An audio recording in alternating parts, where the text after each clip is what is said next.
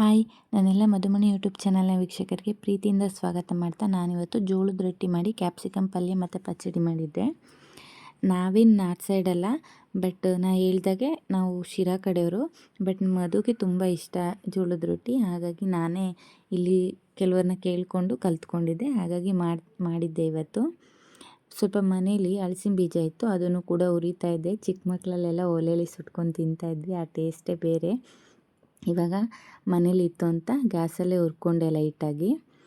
ಬನ್ನಿ ಹೇಗೆ ಮಾಡೋದು ಅಂತ ನೋಡೋಣ. ಒಂದು ಕಡಾಯಿ ಇಟ್ಬಿಟ್ಟು ಕಡಾಯಿಗೆ ಸ್ವಲ್ಪ ಎಣ್ಣೆ ಹಾಕಿ, ಎಣ್ಣೆ ಬಿಸಿ ಆದಮೇಲೆ ಸಾಸಿವೆ ಮತ್ತು ಕುಟ್ಟಿಟ್ಕೊಂಡಿರೋವಂಥ ಬೆಳ್ಳುಳ್ಳಿ ಪೇಸ್ಟ್ ಹಾಕ್ಕೊಳ್ತಾ ಇದ್ದೀನಿ. ಬೆಳ್ಳುಳ್ಳಿನ ನೀಟಾಗಿ ಫ್ರೈ ಮಾಡ್ಕೊಂಡ್ಮೇಲೆ ಒಂದು 1/4 ಸ್ಪೂನಷ್ಟು ಜೀರಿಗೆ ಹಾಕ್ಕೊಳ್ತಾ ಇದ್ದೀನಿ.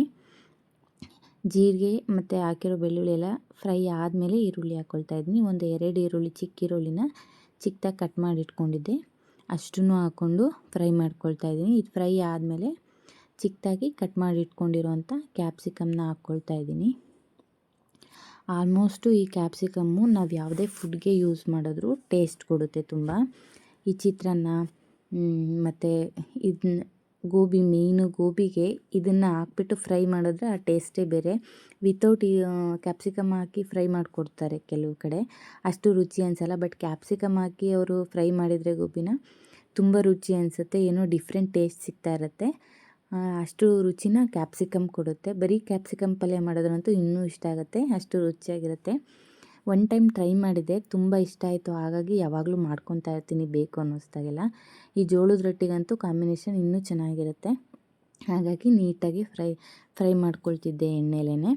ಒಂದು 2ರಿಂದ 3 ನಿಮಿಷ ಎಣ್ಣೆಲಿ ಫ್ರೈ ಮಾಡ್ಕೊಳ್ಳಿ, ಸಾಕು, ಬೇಯುತ್ತೆ ಬೇಗನೆ ಇದು. ನಂತರ ಇದಕ್ಕೆ ಟೊಮೊಟೊ ಹಾಕ್ಕೊಳ್ತಾ ಇದ್ದೀನಿ. ಟೊಮೊಟೊನು ಚಿಕ್ಕದಾಗಿ ಕಟ್ ಮಾಡಿ ಹಾಕ್ಕೊಳ್ತಾ ಇದ್ದೀನಿ. ಎಲ್ಲನೂ ನೀಟಾಗಿ 1-2 ನಿಮಿಷ ಫ್ರೈ ಮಾಡಿಕೊಂಡು ನಂತರ ಚಿಕ್ಕದಾಗಿ ಕಟ್ ಮಾಡಿ ಇಟ್ಕೊಂಡಿರೋಂಥ ಕೊತ್ತಂಬರಿ ಸೊಪ್ಪನ್ನು ಹಾಕ್ಕೊಳ್ತಾ ಇದ್ದೀನಿ. ಡೈರೆಕ್ಟ್ ಇದನ್ನು ಕೂಡ ಎಣ್ಣೆ ಫ್ರೈ ಮಾಡಬೇಕಾದ್ರೆ ಹಾಕ್ಕೊಳ್ತೀನಿ. ಎಲ್ಲನೂ ನೀಟಾಗಿ ಆಡಿಸ್ಕೊಳ್ತಾ ಇದ್ದೀನಿ. ಅಂದರೆ ಉರಿನ ಸ್ವಲ್ಪ ಕಡಿಮೆ ಇಟ್ಕೊಂಡಿರಿ ಈ ಟೈಮಲ್ಲಿ.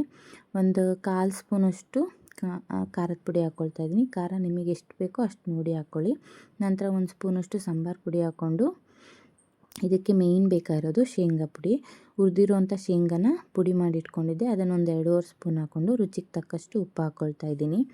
ಇದನ್ನು ನೀಟಾಗಿ ಎಲ್ಲ ಕ್ಯಾಪ್ಸಿಕಮ್ಗೆಲ್ಲ ಹಿಡಿಯೋ ಹಾಗೆ 1-2 ಸತಿ ಚೌಟಲ್ಲಿ ಆಡಿಸ್ಕೊಂಡು ಎಷ್ಟು ಬೇಕೋ ಅಷ್ಟು ನೀರು ಹಾಕ್ಕೊಳ್ಳಿ. ಸ್ವಲ್ಪ ನೀರಲ್ಲೇ ಬೇಯುತ್ತೆ, ಒಂದು ಲೋಟ ಸಾಕಾಗುತ್ತೆ. ಒಂದು 5-6 ನಿಮಿಷದಲ್ಲೆಲ್ಲ ಆರಾಮಾಗಿ ಬೇಯುತ್ತೆ ಇದು. ಎಣ್ಣೆಲಿ ನೀಟಾಗಿ ಫ್ರೈ ಮಾಡ್ಕೊಂಡಿದ್ರೆ ಬೇಗನೆ ಬೆಂದುಬಿಡುತ್ತೆ. ನಂತರ ಒಂದು ಪ್ಲೇಟ್ ಮುಚ್ಚಿಬಿಟ್ಟು ಒಂದು 5-6 ನಿಮಿಷ ಬೇಯಿಸ್ಕೊಳ್ಳಿ ಸಾಕು. ಈಗ ಪಚ್ಚಡಿ ಮಾಡೋದು ಹೇಗೆ ಅಂತ ನೋಡೋಣ. ಚಿಕ್ಕದಾಗಿ ಕಟ್ ಮಾಡಿ ಇಟ್ಕೊಂಡಿರೋಂಥ ಈರುಳ್ಳಿ, ಕ್ಯಾರೆಟು ಮತ್ತು ಮೂಲಂಗಿನ ತುರಿದಿಟ್ಕೊಂಡಿದ್ದೀನಿ. ಇದನ್ನೆಲ್ಲ ಒಂದು ಬಟ್ಲಿಗೆ ಹಾಕ್ಕೊಂಡು ರುಚಿಗೆ ತಕ್ಕಷ್ಟು ಉಪ್ಪು ಮತ್ತು ಖಾರದ ಪುಡಿ ಹಾಕ್ಕೊಳ್ತೀನಿ. ಕೆಲವರು ಹಸಿಮೆಣ್ಸಿನ್ಕಾಯಿ ಹಾಕ್ಕೊತಾರೆ, ಹಾಕ್ಕೋಬೋದು. ನಾನು ಒಂದು ಸ್ವಲ್ಪ 1-2 ಚಿಟಿಕೆಯಷ್ಟು ಖಾರದ ಪುಡಿನೇ ಹಾಕ್ಕೊಳ್ತಾ ಇದ್ದೀನಿ. ರೊಟ್ಟಿಗೆ ಕಾಂಬಿನೇಷನಾಗಿ ತುಂಬ ಚೆನ್ನಾಗಿರುತ್ತೆ. ಎಲ್ಲದಕ್ಕಿಂತ ಹೆಚ್ಚಾಗಿ ಈ ಮೂಲಂಗಿ ಡೈಜೆಷನ್ಗೆ ತುಂಬ ಹೆಲ್ಪ್ ಆಗುತ್ತೆ, ಹಾಗೆ ರುಚಿನೂ ಚೆನ್ನಾಗಿರುತ್ತೆ. ಆಲ್ಮೋಸ್ಟು ರೊಟ್ಟಿಗೆ ಸ್ವಲ್ಪ ಡಿಫ್ರೆಂಟ್ ಪಲ್ಯಗಳಿದ್ರೇ ಚೆನ್ನಾಗಿರುತ್ತೆ. ಅದರಲ್ಲೂ ಪಚ್ಚಡಿ ತುಂಬ ಟೇಸ್ಟ್ ಕೊಡುತ್ತೆ. ಇದ್ದರೆ ಸೌತೆಕಾಯಿನೂ ಹಾಕ್ಕೊಳ್ಳಿ. ಸೌತೆಕಾಯಿ ಇರಲಿಲ್ಲ, ಹಾಗಾಗಿ ನಾನು ಈರುಳ್ಳಿ ಮತ್ತು ಮೂಲಂಗಿ, ಕ್ಯಾರೆಟ್ ಹಾಕ್ಕೊಂಡಿದ್ದೀನಿ. ಸೌತೆಕಾಯಿ ಇದ್ದರೆ ಸ್ವಲ್ಪ ಸೌತೆಕಾಯಿನೂ ಕೂಡ ಚಿಕ್ಕದಾಗಿ ಕಟ್ ಮಾಡಿ ಹಾಕ್ಕೊಳ್ಳಿ. ಪಚ್ಚಡಿ ರೆಡಿ ಆದರೆ ನೋಡಿ, ಜೋಳದ ರೊಟ್ಟಿ ಜೊತೆ ಕ್ಯಾಪ್ಸಿಕಮ್ ಪಲ್ಯ ಮತ್ತು ಪಚ್ಚಡಿ, ಒಂದು ಸ್ವಲ್ಪ ಗಟ್ಟಿ ಮೊಸರು ಹಾಕ್ಕೊಂಡು ತಿಂದರೆ ತುಂಬಾ ರುಚಿಯಾಗಿರುತ್ತೆ. ಕೆಲವರು ಚಟ್ನಿ ಪುಡಿ ಎಲ್ಲ ಮಾಡಿಟ್ಕೊತಾರೆ, ಚಟ್ನಿ ಪುಡಿಗಳಿದ್ದರೆ ಹಾಕ್ಕೋಬೋದು, ಅದು ಕೂಡ ಟೇಸ್ಟಿಯಾಗಿರುತ್ತೆ.